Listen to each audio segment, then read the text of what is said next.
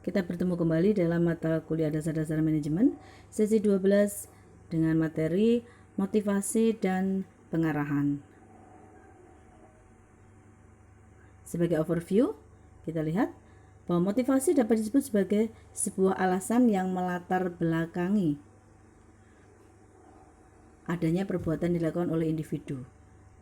Dengan demikian, seseorang yang memiliki alasan yang kuat untuk menggapai apa yang diinginkan melalui pekerjaan, kewajiban yang saat ini sedang dijalani, bisa dikatakan sebagai seseorang yang memiliki motivasi yang tinggi.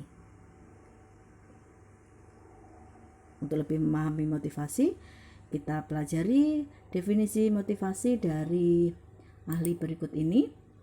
Motivasi adalah sebuah kondisi internal yang mampu mendorong seseorang untuk mencapai tujuan. Itu menurut Weiner. Kemudian menurut Uno, motivasi adalah suatu dorongan internal dan eksternal. Ya, jika menurut Weiner, sesuatu yang menjadi motivasi adalah dari kondisi internal. Menurut Uno, sesuatu yang bisa menjadi pendorong atau motivasi seseorang untuk melakukan sesuatu tidak hanya dari kondisi internal tapi juga dari eksternal. Nah, dari definisi ini bisa kita simpulkan bahwa motivasi merupakan suatu bentuk mengenai apa yang membuat seseorang individu dapat bertindak melakukan tindakan sedemikian rupa atas situasi yang dihadapi. Nah, nampak pula bahwa motivasi diarahkan pada suatu tujuan dalam rangka memenuhi kebutuhan individu. Dari definisi yang kita ulas tadi juga nampak bahwa jenis-jenis motivasi dibedakan. Ada motivasi eksternal, ada internal. Eksternal yang berasal dari luar diri seseorang atau individu, internal yang berada dari dalam individu. Sebagai contoh, eksternal adalah lingkungan kerja, ya, di mana seseorang karyawan dari suatu perusahaan berada. Bagaimana lingkungan hubungan interaksi antara karyawan satu dengan karyawan lain, antara bawahan dengan atasan, yang harmonis, yang kondusif, tentunya akan memberikan suasana yang nyaman, lingkungan kerja yang nyaman, yang akan lebih menciptakan motivasi bekerja yang nyaman pula untuk para karyawannya. Ya, nah kemudian sebagai contoh dari faktor internal adalah misalnya apa yang ada dari dalam diri, sebagai contoh tanggung jawab, sikap tanggung jawab, sikap atau karakter kedisiplinan dari seseorang yang bisa menjadi faktor pendorong atau memunculkan motivasi untuk melakukan sesuatu yang lebih baik sesuai tanggung jawabnya atau kewajiban yang harus dijalani. Baik, nah kemudian dari yang kita lihat tadi, dari berbagai ulasan kita, nampak bahwa proses motivasi diarahkan pada suatu tujuan dalam rangka memenuhi kebutuhan setiap individu atau seorang individu. Ya, ada aspek proses di situ yang terjadi. Ya, bagaimana dari suatu kebutuhan mendorong, menjadi pendorong, menjadi motivasi untuk melakukan yang lebih baik dalam mencapai tujuan. Ada proses yang dijalani.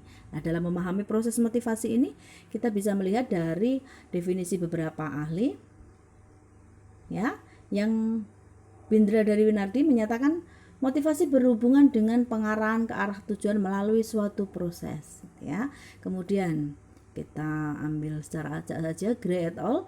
Dalam Winardi juga mengungkapkan bahwa motivasi merupakan hasil sejumlah proses yang bersifat internal atau eksternal dari seorang individu yang menyebabkan timbulnya sikap-sikap tertentu untuk melaksanakan kegiatan tertentu. Nah, nampak di sini bahwa bagaimana motivasi muncul melalui suatu proses dari kebutuhan, kemudian muncul dorongan untuk melakukan tindakan perilaku mencapai tujuan tertentu untuk memenuhi kebutuhan. Nah, kebutuhan, dorongan, tujuan ini merupakan elemen yang saling mendukung dan saling mempengaruhi satu sama lain dalam terciptanya proses motivasi.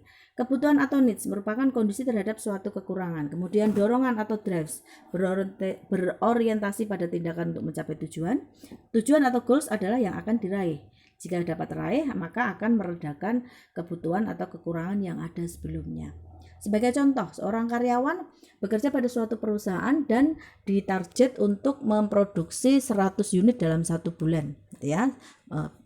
100 unit produk dari perusahaan tersebut dalam 1 bulan. Ternyata menjelang akhir bulan, tinggal 5 hari misalnya, produk yang dihasilkan baru 70 unit. Nah, jadi masih kurang 30 unit. Masih banyak sekali kekurangannya. Nah, dari kekurangan yang ada, situasi yang menunjukkan kekurangan tersebut menimbulkan adanya kebutuhan atau needs dari karyawan tersebut untuk mencapai target yang telah ditetapkan oleh perusahaan. Tadi ditarget 1 bulan 100 unit ya. Nah, karyawan tersebut memiliki kebutuhan needs untuk menutup kekurangan yang ada. Ya, ketidakseimbangan yang ada antara harapan yang diinginkan, harapannya ingin mencapai target 100 ya. Ternyata faktanya baru mencapai 70. Nah, kondisi di mana tidak sesuai antara harapan dengan fakta ini disebut sebagai ketidakseimbangan berupa kekurangan ya. Nah, kekurangan ketidakseimbangan ini menimbulkan kebutuhan untuk mencapai tujuan. Tujuannya apa? Mencapai target tadi. Menimbulkan dorongan untuk mencapai tujuan. Nah, dorongannya, drives-nya adalah karyawan tadi terdorong untuk bagaimana caranya mencapai tujuan yang sudah ditargetkan padanya. Tujuan tersebut adalah goals-nya. Nah, goals-nya berupa ditarget 100 unit per bulan tadi ya, bisa memproduksi 100 unit per bulan. Nah, demikianlah bagaimana elemen kebutuhan, dorongan, tujuan merupakan satu kesatuan yang saling mendukung, saling mempengaruhi dalam membentuk proses motivasi. Untuk memahami lebih lanjut mengenai proses motivasional, kita bisa melihat dari gambaran berikut ini. Ini adalah proses motivasional menurut ahli bernama Gibson ya. Bagaimana nampak dari gambar? Ya, gambar tersebut menjelaskan bahwa dari yang pertama ini ya, terdapat kekurangan-kekurangan kebutuhan menyebabkan timbulnya suatu proses pencarian untuk menemukan cara guna mengurangi tekanan yang timbul karena kekurangan tersebut. Tadi saya contohkan sesuai ilustrasi yang saya sampaikan tadi, bagaimana seorang karyawan yang ditarget untuk produksi 100 hanya mencapai 70. Nah, ini yang dimaksud dengan kekurangan-kekurangan kebutuhan. Nah, bagaimana kemudian dari kekurangan tersebut, karyawan tersebut berusaha menemukan cara. Nah, ini yang tahap kedua ya. Tahap kedua mencari cara untuk memenuhi kebutuhan. Nah, kemudian yang ketiga adalah perilaku yang diarahkan ke tujuan. Karyawan tadi melakukan tindakan atau perilaku untuk bagaimana caranya mencapai tujuan yang diarahkan kepada tujuan. Tujuannya adalah mencapai target produksi 100 unit tadi ya. Perilakunya bagaimana? Tindakannya bagaimana? Misalnya dalam sisa 5 hari dalam akhir bulan tersebut berusaha untuk lembur kerja keras mengejar kekurangan dari produksi sebesar 30 unit kekurangannya. Nah, ini ya. Ini yang dimaksud dengan perilaku yang diarahkan ke tujuan, atau istilahnya adalah outcome directed behavior. Nah, setelah waktu tertentu, manajer akan menilai perilaku tersebut. Perilaku yang mana? Perilaku lembur tadi ya, lembur untuk mengejar target tadi. Nah, bagaimana manajer menilai perilaku? Ini disebut sebagai evaluasi kinerja.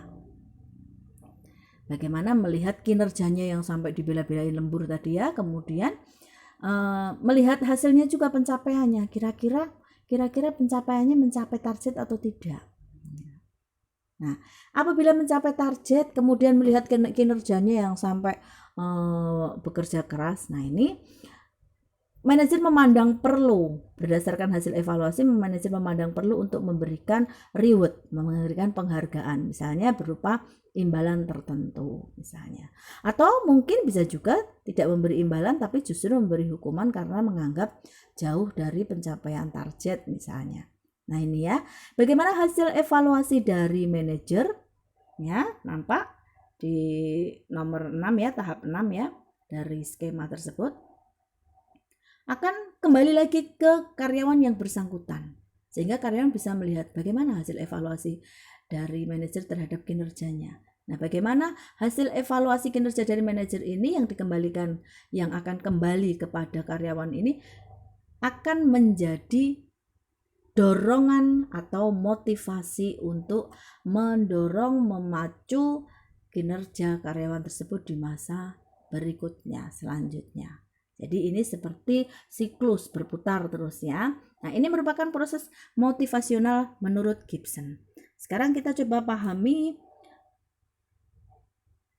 proses motivasi menurut ahli lain, yaitu menurut Duncan ya. Nah, bisa kalian lihat bermula dari rangsangan. Rangsangan diberikan kepada seluruh karyawan dengan tentunya masing-masing karyawan memiliki kepribadian yang berbeda, sikap yang berbeda, pengalaman masa lalu, harapan masa datang yang satu orang berbeda dengan yang lain, sehingga menimbulkan persepsi yang berbeda-beda dari masing-masing individu. Nah, bentukan dari persepsi yang berbeda ini yang merupakan timbulnya faktor intrinsik yang berbeda dari masing-masing individu berasal dari dalam diri masing-masing individu, yang kemudian tentunya menghasilkan alternatif tindakan yang berbeda-beda pula antar individu. Ada individu A1, A2, A3, A4 yang tentunya memiliki alternatif tindakan yang berbeda-beda.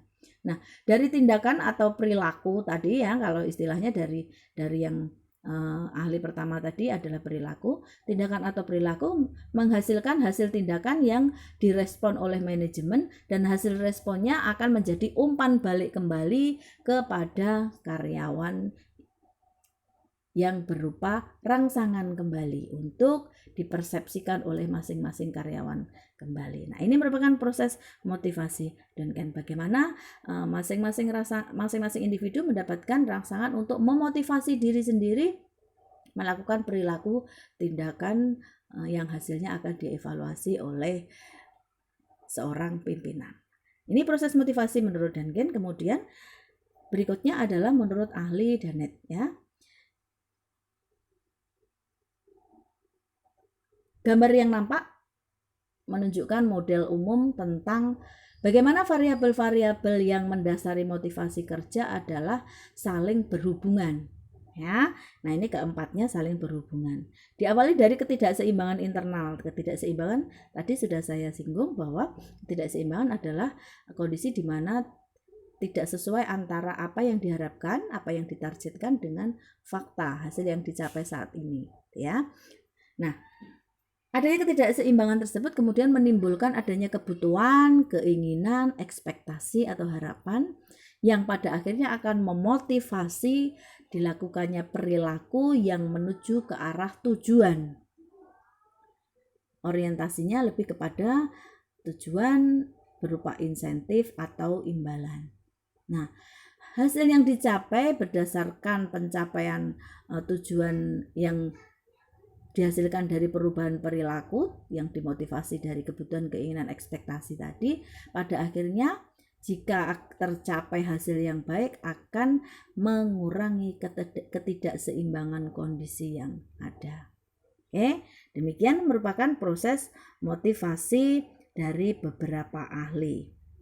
Yang intinya dari proses motivasi yang telah kita pelajari tersebut, kita bisa menyimpulkan bahwa motivasi ada karena terdapat suatu kebutuhan, keinginan, kemudian ekspektasi, harapan, dan sebagainya. Ada faktor pendorongnya yang dari faktor pendorong tersebut menimbulkan dorongan perilaku atau memotivasi seorang individu untuk melakukan tindakan perilaku menuju atau berorientasi kepada tujuan.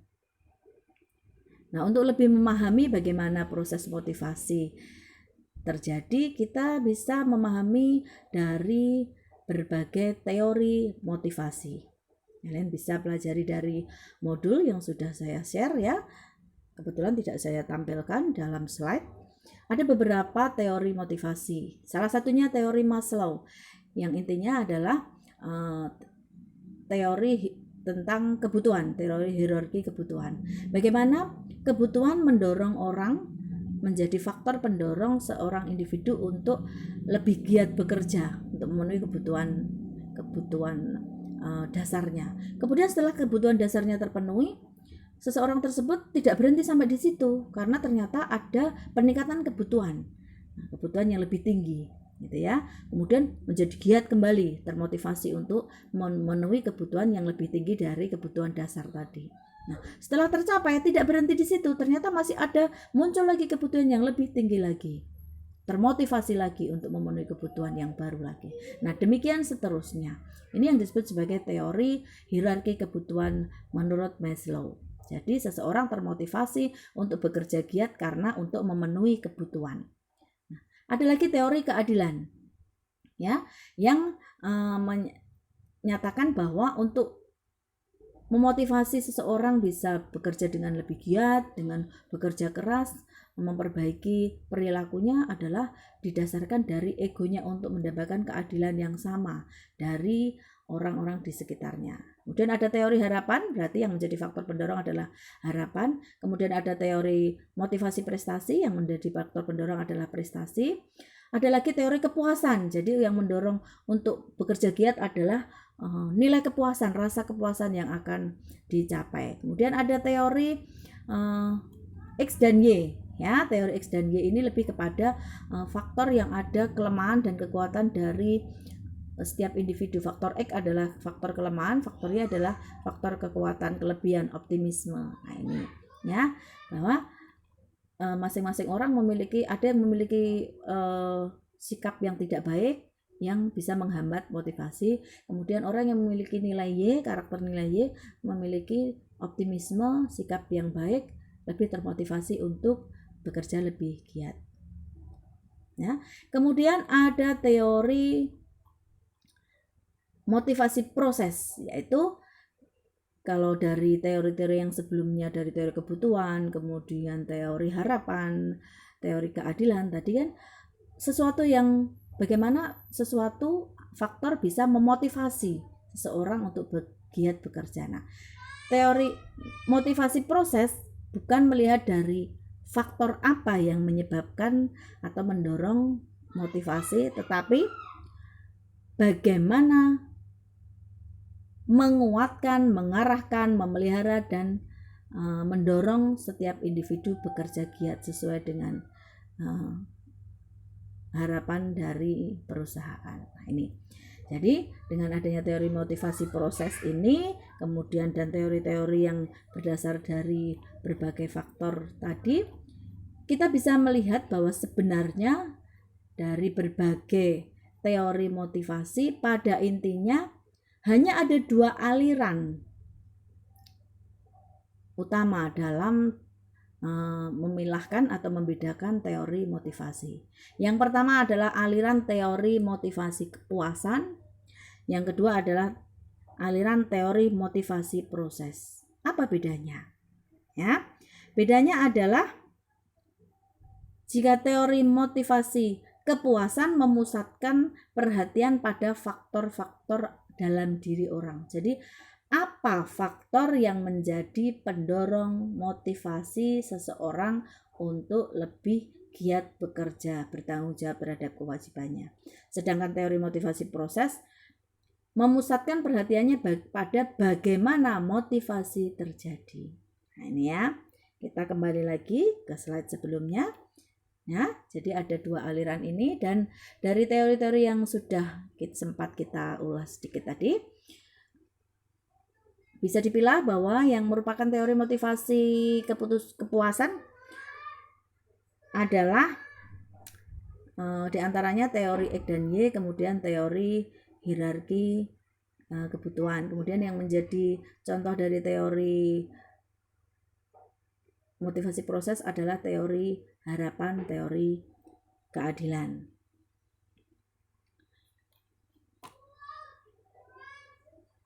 Baik. Nah, sekarang kita masuk ke dalam konsep dasar pengarahan. Apa yang dimaksud dengan pengarahan? Nah, pengarahan merupakan fungsi yang bisa dijalankan setelah fungsi planning dan organizing selesai dilaksanakan. Ya, kita sudah mempelajari fungsi-fungsi manajemen ya. Yang pertama planning, organizing, kemudian baru activating atau pengarahan. Jadi pengarahan ini tidak bisa dijalankan kalau planning dan organizing belum dijalankan. Nah, dari definisi pengarahan bisa kita lihat bahwa pengarahan pada intinya merupakan kegiatan untuk memberikan instruksi, perintah, petunjuk kepada orang lain untuk menjalankan apa yang telah direncanakan.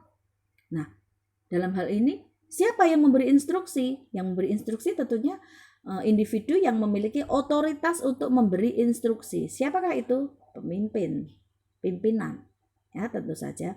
Nah, untuk berjalannya fungsi pengarahan tidak hanya cukup bahwa seseorang memiliki otoritas untuk memberi pengarahan, tapi perlu ada didukung faktor-faktor ideal yang lain seperti kecakapan komunikasi, kemudian kepercayaan diri, bisa melakukan pendekatan dengan berbagai metode. Nah, kita lihat dari sisi komunikasi. Bagaimana pentingnya komunikasi?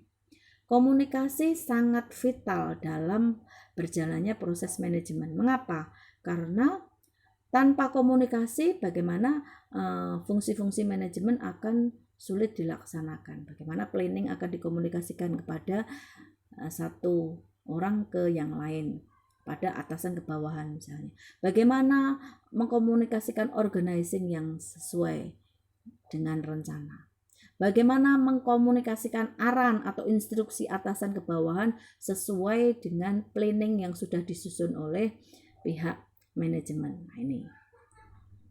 Oke, kita lanjutkan. Tujuan dari pengarahan. Bisa kalian lihat ada 6 tujuan dari pengarahan. Yang pertama adalah memprakarsai aksi. Maksudnya bagaimana? Bahwa fungsi pengarahan, dengan adanya fungsi pengarahan akan memberikan prakarsa untuk dilakukannya aksi oleh bawahan. Ya, bahwa pimpinan memberikan fungsi pengarahan kepada bawahan berarti memprakarsai untuk bawahan melakukan aksi, karena seringkali bawahan tidak akan memulai pekerjaan jika tidak ada yang menyuruh. Bawahan takut salah misalnya, atau takut tidak sesuai. Untuk itu diperlukan pengarahan dari atasan. Apa yang harus dilakukan, kapan harus dilakukan sesuatu, bagaimana cara melakukannya. Nah, fungsi pengarahan bisa menjelaskan itu semua. Atasan harus bisa mengkomunikasikannya. Yang kedua, sebagai alat motivasi. Bagaimana fungsi pengarahan bukan hanya tentang menyuruh, bukan hanya menuntut, tetapi juga memotivasi pihak yang disuruh. Ya.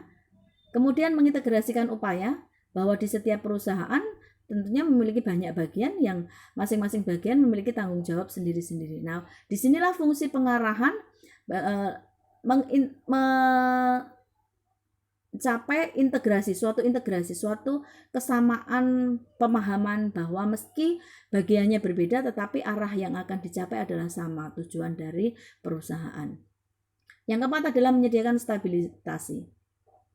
Bagaimana kondisi yang dihadapi oleh suatu perusahaan belum tentu stabil. Ada berbagai hal yang bisa muncul tanpa bisa diprediksi. Misalnya kalau kita lihat saat ini di pandemi corona ini ya tidak bisa diprediksi, ternyata sangat mengguncangkan operasional banyak sektor industri perusahaan. Nah, ini ya. Inilah fungsinya pengarahan, supaya bagaimana atas kondisi yang tidak stabil pimpinan bisa memberikan atau menjalankan fungsi pengarahan untuk menjaga semuanya bisa tetap berjalan dalam kondisi apapun. Kemudian, penggunaan sumber daya efisien. Fungsi pengarahan jelas akan mengarah kepada hal ini, yaitu efisiensi perusahaan. Bagaimana setiap komponen, setiap unsur dari suatu perusahaan harus mampu mengefisienkan orang, uang, alat, mesin, sumber daya yang dimiliki. Nah, inilah dibutuhkan fungsi pengarahan, sehingga akan jelas akan melakukan apa yang perlu ditinggalkan, apa yang tidak jelas yang tidak perlu dilakukan. Ini ya, sehingga sumber daya yang dimiliki perusahaan bisa dikaryakan, dioptimalkan untuk mencapai keuntungan yang maksimum dengan meminimalkan biaya atau meminimalkan pemakaian. Nah, yang terakhir adalah coping perubahan. Coping adalah proses penyesuaian diri terhadap perubahan. Tadi sudah kita singgung bahwa situasi yang dihadapi oleh suatu organisasi pasti ada berbagai dinamika ya, ada naik turun, ada kadang menghadapi permasalahan dan sebagainya. Nah, bagaimana fungsi perubahan dalam hal ini, dalam menghadapi perubahan-perubahan ini mampu mengarahkan bawahan untuk segera menyesuaikan diri terhadap perubahan yang terjadi. Baik, kita lanjut terhadap 6 karakteristik pengarahan. Ada pervasive function, continuous function, human factor, creative activity, executive function, delegated function ya. Pervasive, di mana setiap fungsi pengarahan memiliki bentuk pengarahan sendiri-sendiri. Dari setiap organisasi tentunya beda ya. Kemudian continuous activity, bagaimana fungsi pengarahan perlu dilakukan terus-menerus, tidak hanya berhenti dalam satu titik.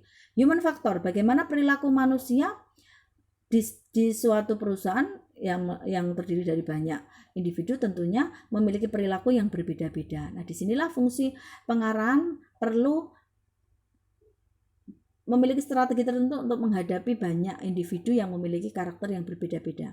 Kemudian creative activity, bahwa fungsi pengarahan mampu mengubah rencana menjadi tindakan. Kemudian executive function, bagaimana fungsi pengarahan hanya bisa dijalankan oleh setiap eksekutif. Jadi tidak semua jenjang dapat melakukan fungsi pengarahan. Bawahan misalnya tidak bisa memberikan arahan kepada pimpinan ya. Jadi fungsi pengarahan hanya bisa dilakukan oleh eksekutif. Nah, ini adalah karakter dari fungsi pengarahan. Yang keenam adalah terakhir adalah delegated function. Bagaimana fungsi pengarahan ini bisa memungkinkan terjadinya delegasi dari atasan kepada bawahan. Memberikan arahan dalam rangka mendelegasikan instruksi. Ini ya. Nah, kita lanjutkan apa yang menjadi tantangan dari pengarahan.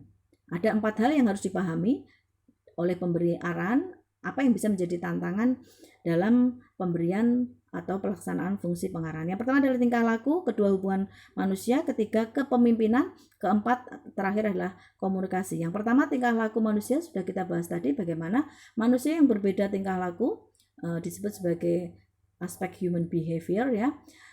Tentunya membutuhkan perlakuan yang berbeda-beda ya. Bagaimana fungsi pengarahan dalam hal ini bisa menjadikan tantangan ini untuk bisa tetap menjalankan fungsi pengarahan yang bisa diterima di semua tipe individu yang berada dalam suatu perusahaan. Kemudian hubungan manusia tentunya tidak bisa lurus-lurus saja ya. Mungkin kadang-kala ada terjadi konflik misalnya yang mengganggu hubungan interaksi dalam lingkungan kenyamanan kerja suatu perusahaan. Nah, bagaimana fungsi pengarahan di sini bisa berfungsi bermanfaat dalam menyelaraskan hubungan manusia dalam suatu organisasi. Instruksinya digunakan untuk menyatukan semua individu.